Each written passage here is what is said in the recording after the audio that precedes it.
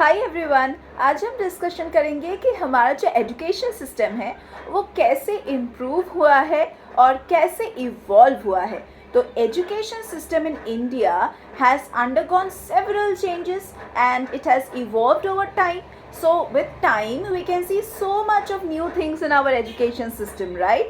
तो हम पहले का जो एजुकेशन सिस्टम था उसी को लेके थोड़ा सा डिस्कशन स्टार्ट करते हैं. बाद में हम क्या क्या चेंजेस आए हैं उसको भी लेके डिस्कशन करेंगे. तो पहला जो एजुकेशन सिस्टम था वो था एंशिएंट एजुकेशन सिस्टम.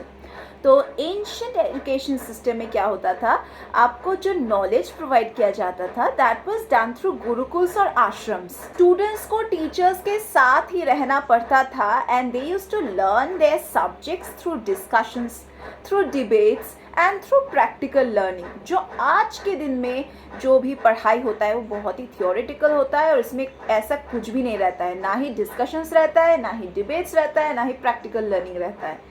तो ये था एंशिएंट लर्निंग. उसके बाद आया ब्रिटिश एरा. ब्रिटिश एरा में with the arrival of the Britishers in India क्या हुआ, हमारा जो एजुकेशन सिस्टम है उसमें बहुत सारे सिग्निफिकेंट चेंजेस देखने को मिला. तो ब्रिटिशर्स ने इंट्रोड्यूस किया western style education.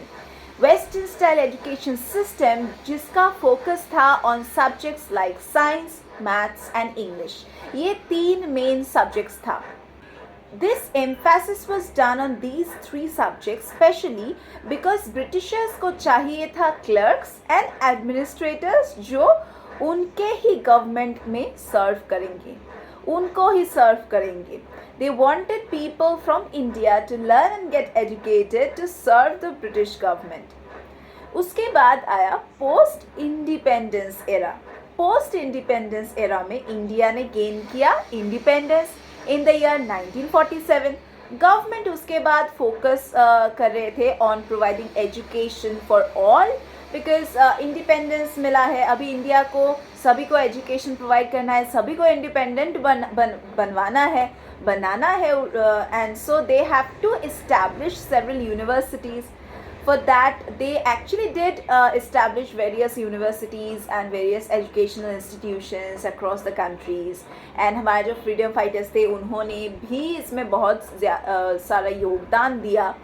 And this finally led to a significant increase in the enrollments in the primary and in the secondary schools.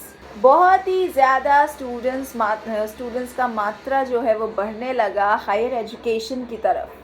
उसके बाद आया national education policy of 1968. Indian government ने इंट्रोड्यूस किया national education policy NEP of 1968 जिसका aim था to provide equal educational opportunities to all and एक scientific और technological approach किया जाए एजुकेशन की तरफ. तो NEP मतलब नेशनल एजुकेशन पॉलिसी ने फोकस भी किया on promoting Indian languages and Indian cultures and also in developing a skilled work force. उसके बाद आज के दिन में आ गए हैं हमारा जो मॉडर्न एजुकेशन सिस्टम है उसी को लेके थोड़ा सा डिटेल्स में डिस्कशन करते हैं. रिसेंट ईयर्स में क्या हुआ, the Indian education system has undergone several reforms. जैसे कि बहुत सारा डिजिटल टेक्नोलॉजी इंट्रोड्यूस हुआ क्लासरूम्स में. Vocational training, vocational education emphasis मिला है वोकेशनल एजुकेशन के ऊपर. आजकल इंटरनेशनल कोलैबोरेशंस को प्रमोट किया जा रहा है. तो बहुत इवॉल्व हो चुका है हमारा education system. New education policy जो है 2020 का, उसमें वो तो रिसेंटली इंट्रोड्यूस हुआ था एंड उसका एम था to provide a more holistic and more flexible education system जो हमारे जो स्टूडेंट है उनको प्रिपेयर करेगा for the challenges of the future.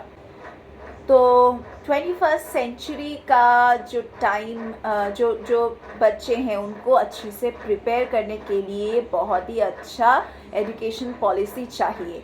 तो ओवरऑल हम कह सकते हैं कि जो इंडियन एजुकेशन सिस्टम है वो बहुत ही इवॉल्व हुआ है over time and the focus has definitely shifted from providing a basic education to producing a more skilled workforce and also आज का एजुकेशन सिस्टम डील करता है with promoting more of innovation and more of entrepreneurship. तो यही था छोटा सा history regarding our evolution of the education system in India. अगर आप कोई भी एंट्रेंस एग्जामिनेशंस के लिए प्रिपरेशन ले रहे हैं, चाहे वो लॉ हो या फिर कोई भी अदर एग्जामिनेशंस हो, आप हमारे क्लासेस में ज्वाइन कर सकते हैं। For that you need to go to the description box below, वहाँ पे आपको सभी डिटेल्स मिल जाएगा regarding our classes. We teach for ISI, we teach for IELTS, GRE and any kind of government competitive examinations or entrance examinations, CLAT है, MAT है, SAT है, सभी का preparation हम यहाँ पे करवाते हैं। So yeah, that's it for today's class. Let's meet once again in our next classes.